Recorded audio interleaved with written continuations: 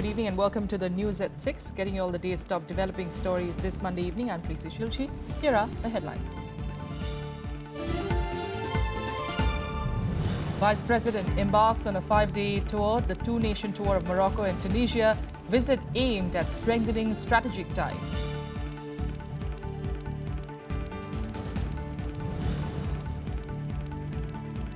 African students protest against the growing number of racist attacks against them.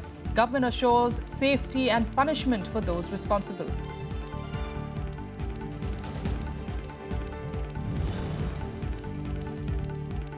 Leaders filed their nominations for the biennial elections to Rajya Sabha, for the seats to be held on the 11th of June.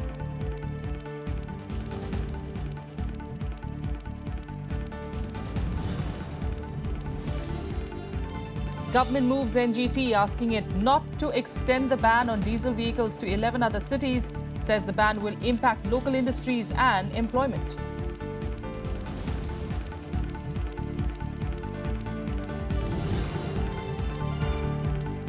And faced with the threat of another agitation, central forces deployed in 7 districts in Haryana. Section 144 is also imposed in some areas.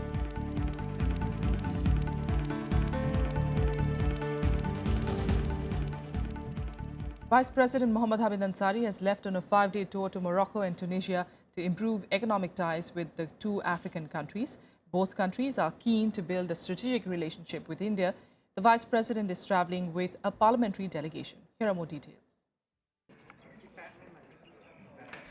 Vice President Hamid Ansari begins his 2-day visit to Morocco at the invitation of Prime Minister Abdallah Ben Karine. During the course of his visit, the Vice President will hold discussions with King Mohammed VI and also the Prime Minister. The Vice President and the Moroccan Prime Minister will also jointly launch the India-Morocco Chamber of Commerce and Industry in Rabat. Members of the Indian diaspora will then interact with the Vice President during the event. Among the issues that we'll be discussing besides regional issues and how to strengthen our outreach to Africa generally, also Morocco wants to posits itself as a gateway to the Francophone Africa. So that is one of the key issues why Vice President decided to go there. During the second leg of his visit, Vice President Ansari will reach Tunis on the 2nd of June at the invitation of Tunisian Prime Minister Habib Assid. He will hold discussions with Tunisian President and Prime Minister Assid on a wide range of issues of shared common interest. The Vice President will also deliver a keynote address to Tunisian diplomatic corporations, leading scholars and think tanks at the Tunisian Institute for Strategic Studies. Tunisia is also looking at India's expertise in gas and oil field sector. We have formed a joint venture in 2007. Hopefully, and they have been sort of pressing us to get the Minister for Petroleum and Gas there, and we should perhaps do a follow-up sometime. The visit comes after the successful high-level India-Africa summit in Delhi last year. During his visit to both countries, the Vice President will be accompanied by Union Minister of State for Chemicals and Fertilizers, Hansraj Gangaram Ahir, and also 4 members of Parliament. With Vishal Jain and Anu Devan, Akhilesh Suman's report for Rajya Sabha TV.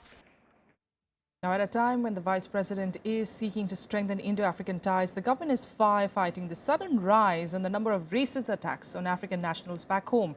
At least 6 Africans were attacked with cricket bats and sticks in the national capital just a week after a Congolese national was beaten to death. African diplomats have expressed shock at the incidents and urged the Indian government to ensure safety of their people. Dozens of African students residing in New Delhi staged a protest at Jantar Mantar on Monday against the increasing racist attacks on them. The protesting students demanded swift action from the government in stopping such incidents. Let the federal government of India do what they're supposed to do, because we have more than 5 lakhs Indians living in Africa and they are living in peace. We are not disturbing them. I don't think if the Indian government should allow your people to disturb us, whether it is pure, I don't think it's wise enough. Meanwhile, family and relatives of Congolese national Masonda Oliver arrived in New Delhi to take back his mortal remains. Oliver was killed in a brawl in South Delhi's Mehrauli area on the 20th of May. His family now hopes to get justice for Oliver. We will see when the trial will start what India government has promised. So if they accomplish it, it will be happy. It will be happy for the family and everyone. We expect something better can come coming days to try to India government to try to improve things for our safety here. The government on its part has assured speedy trial in the case. Officials from the Ministry of External Affairs met Oliver's family, assuring them that those responsible would be punished severely. The government has also offered to bear all expenses related to the dispatch of Oliver's mortal remains. Foreign Secretary S. Jaishankar also met students of the African community, assuring them that their safety is an article of faith for the Indian government. हम लोग इसको बहुत seriously ले रहे हैं और जो भी कदम उठाना चाहिए उसको रोकने के लिए अवेयरनेस प्रोग्राम भी कर रहे हैं। पुलिस वाले मोहल्ले में जाकर के उन लोग से भी बातचीत कर रहे हैं लोगों से और साथ साथ जो अगर घटना हुआ है तो उसको कार्रवाई भी कर रहे हैं। Amidst all this, an African national allegedly thrashed a cab driver in the national capital. The driver claims he was beaten up for refusing to carry extra passengers in his vehicle. वहाँ मैंने कही मेरी गाड़ी में 4 सवारी allowed है, 6 सवारी मेरी गाड़ी में अलाउड नहीं है, भैया मैं नहीं ले जा सकता आपको। वो मेरे साथ जबरदस्ती करने लगे जी, मैं गाड़ी से नीचे उतर गया, धक्का मारा और मेरे पीछे से उसने आकर वो बेंच मारा आँख पे। A case has been registered following Nuruddin's complaint. The police will soon be questioning the African nationals involved in the case. Bureau Report, Rajya TV. In other news, several political leaders today filed their nominations for the biennial elections to Rajya Sabha. From the ruling Grand Alliance in Bihar, JDU leader Sharad Yadav, former BJP MP Ram Jethmalani and RJD chief Lalu Prasad's daughter Meesa Bharti filed their nominations. Union Minister Venkaiah Naidu and Congress leaders Kapil Sibal and Ambika Soni also filed the nominations. Elections are being held to fill 5 Rajya Sabha and 7 Legislative Council seats. The last date for filing nominations is tomorrow and the election for the seats will be held on the 11th of June. मुझे यहाँ प्रत्याशी के रूप में भेजा गया है और जो मेरा कर्तव्य है वो मैं पूरी तरह से निभाऊंगा। The government on Monday moved the National Green Tribunal, asking it not to extend its ban on diesel vehicles to 11 other cities. The moves followed soon after the Heavy Industries Ministry moved the tribunal, asking it not to extend the diesel vehicle ban to other cities. The ministry says that the ban will not only impact local industries, but also affect the employment of a large number of people. Most of those 11 cities are state capitals, including Lucknow, Patna, Bangalore, Chennai, Kolkata and Mumbai.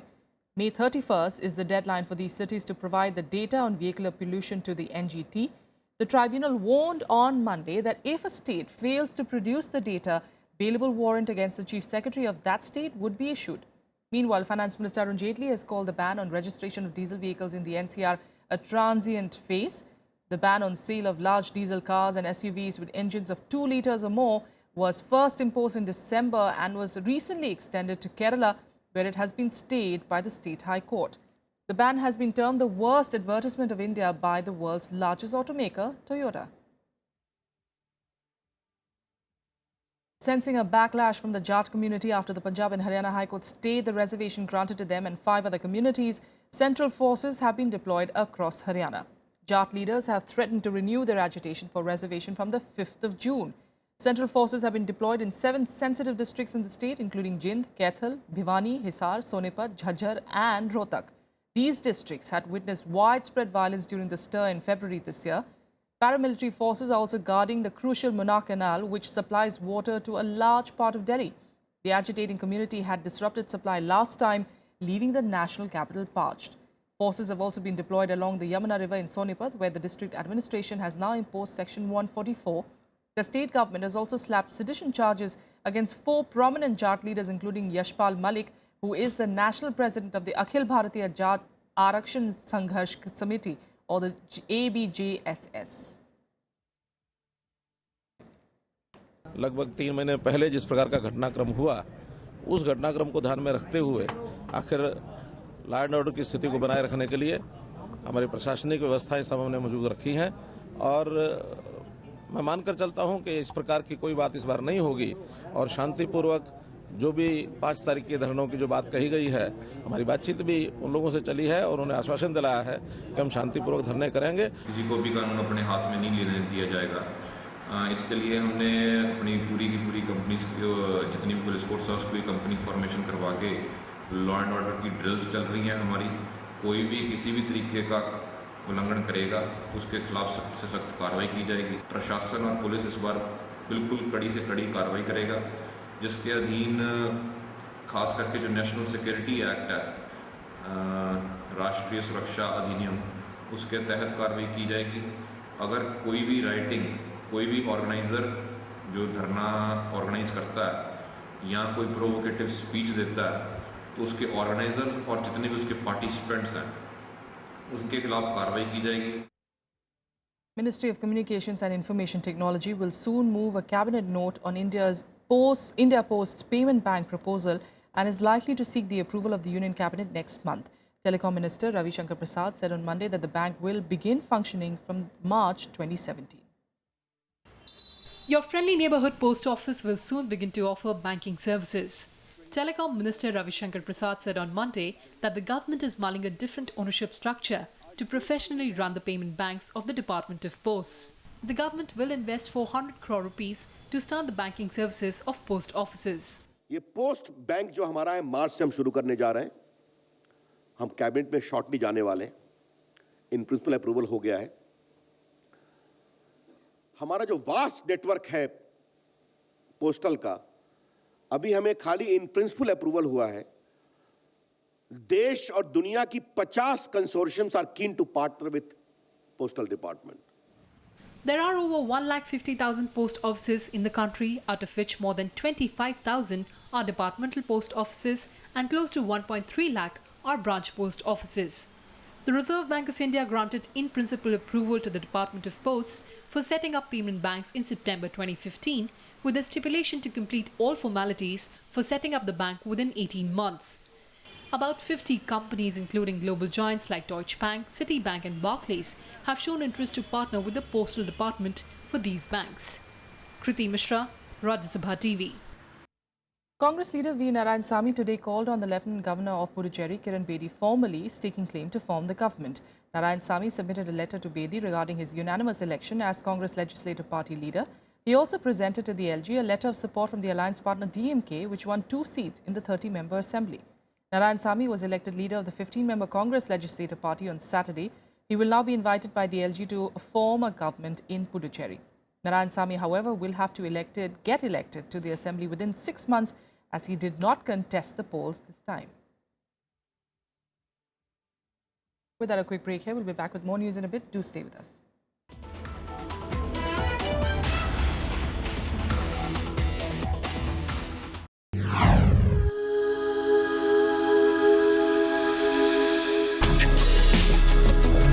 Tales that inspire. Stories of social change. A salute to diversity. Promoting public discourse.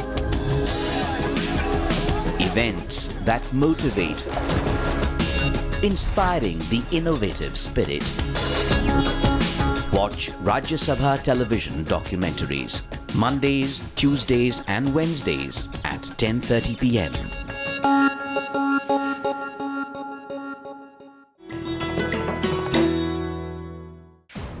Saina Nehwal, the first Indian to win a medal in badminton at the Olympics. The world number 2 ranked player is also the first Indian to win the World Junior Badminton Championships and the first Indian to win a Super Series tournament. Saina Nehwal in fact completed a hat-trick Super Series titles in 2010. That same year, she became the first Indian singles player to reach the final of the year-ending Super Series finals, defeating 2-time All-England champion and former world number 1 TanmayBhatt in the semis.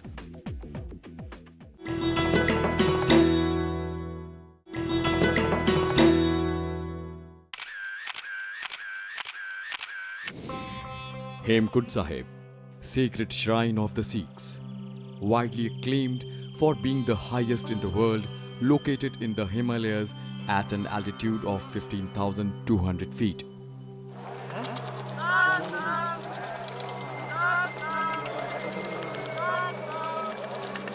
The Gurudwara is designed with an image of an upside-down lotus flower.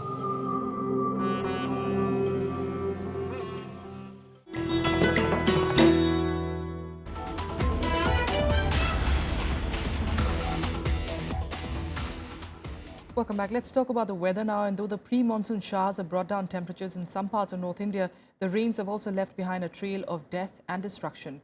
In Delhi, as many as 27 flights too were either diverted or rescheduled due to a dust storm and heavy rains. Delhiites woke up to a rainy morning on Monday, with the national capital region witnessing sporadic rainfall and thunder showers. But the joy was short-lived as several areas in the city witnessed waterlogging. The storm on Sunday evening also uprooted trees at many places, blocking key roads and causing massive traffic snarls. Owing to bad weather conditions, around 27 flights had to be diverted. According to Met forecast, the temperature is likely to drop further on Tuesday due to the western disturbances. मौसम खराब हो गया तो कई फ्लाइटें divert हुई होंगी, तो जैसे आगे वाली फ्लाइट डाइवर्ट हुई तो पीछे वाली भी डाइवर्ट हो जाती, मतलब टाइम उसका शेड्यूल हो जाता। फ्लाइट डिले हो गई इनकी और कोई हमें बैकअप इसका नहीं दिया, कोई बताए। टोरंटो कनाडा से मौसम खराब की वजह से फ्लाइट डिले इन्होंने डाइवर्ट कर दी। At least 12 people were also reported killed across Uttar Pradesh due to storms, lightning and heavy rains. The Met Department predicts heavy showers to continue in some parts of the state over the next 2 days. 6 people were also killed in a cloudburst in Uttarakhand on Sunday.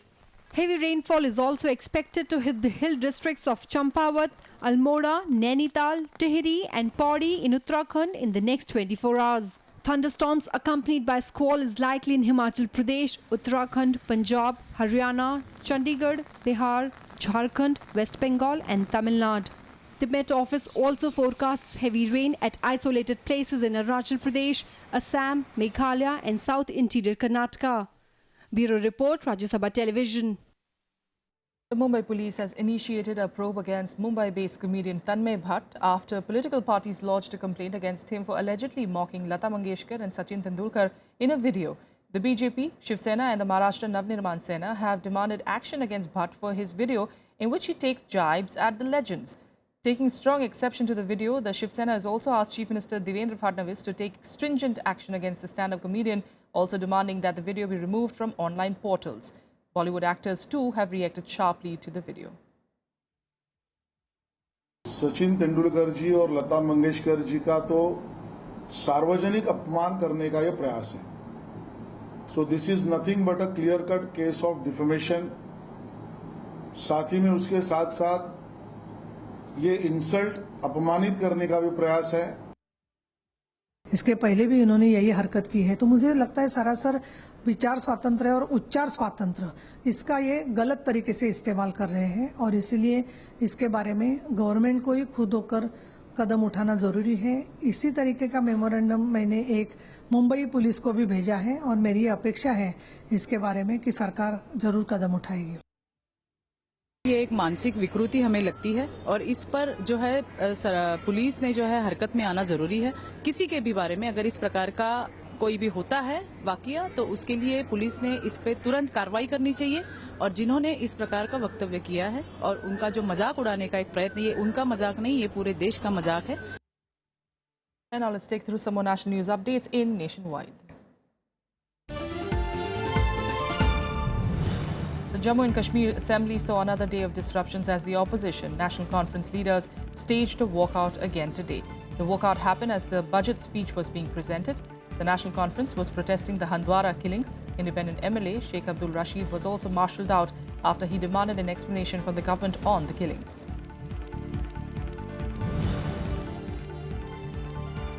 India's largest car maker Maruti Suzuki India today announced temporary suspension of production at its Manesar and Gurgaon plants after a fire at the factory of its component supplier Subros Limited. It took firefighters more than 3 hours to douse the heavy fire on Sunday. The extent of the damage to essential equipment is being assessed.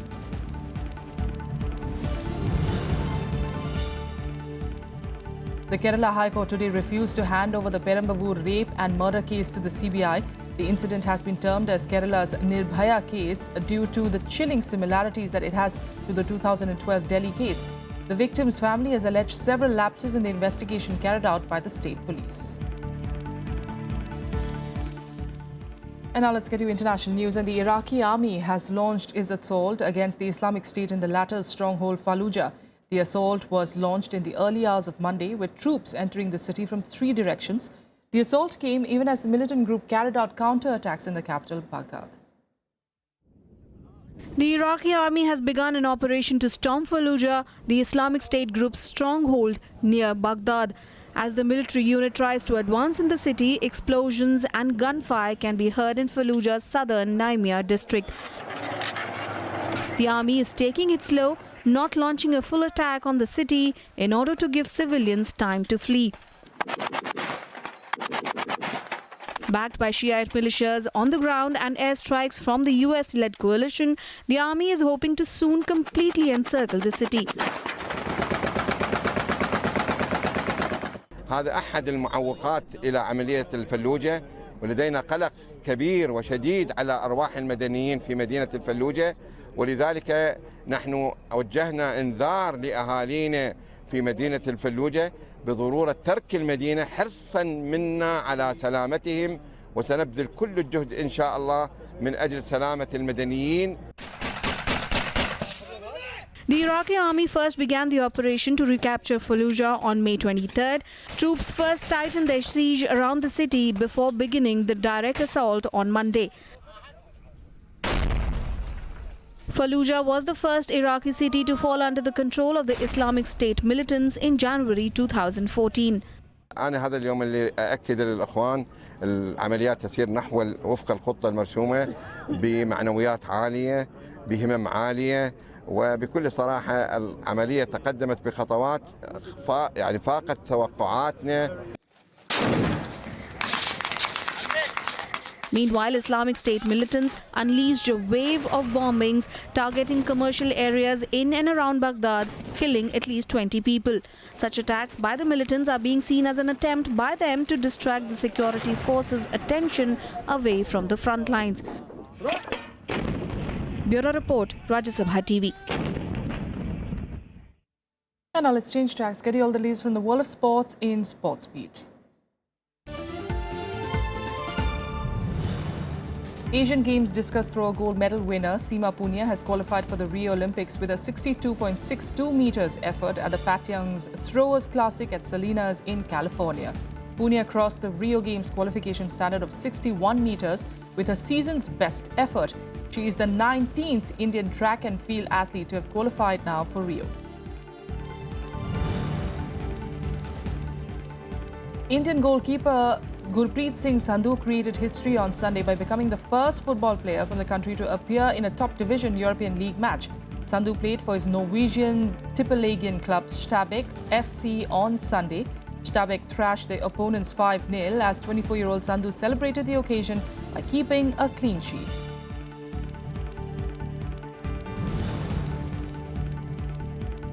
Indian golfer Anirban Lahiri produced a superb front nine en route to a steady final round, finished tied 6th at the Dean and DeLuca Golf Tournament at Colonial in Fort Worth. The win also helped Lahiri register his first top 10 position in the ongoing season on the PGA Tour. He also moved the 88th spot on the FedEx Cup table. International football player Alan Pulido, who was abducted in northeast Mexico, has been rescued. Pulido was seized near Ciudad Victoria in a state after leaving a party on Saturday night. The striker, in fact, plays for the Greek team Olympiacos and has made several appearances for Mexico's national team.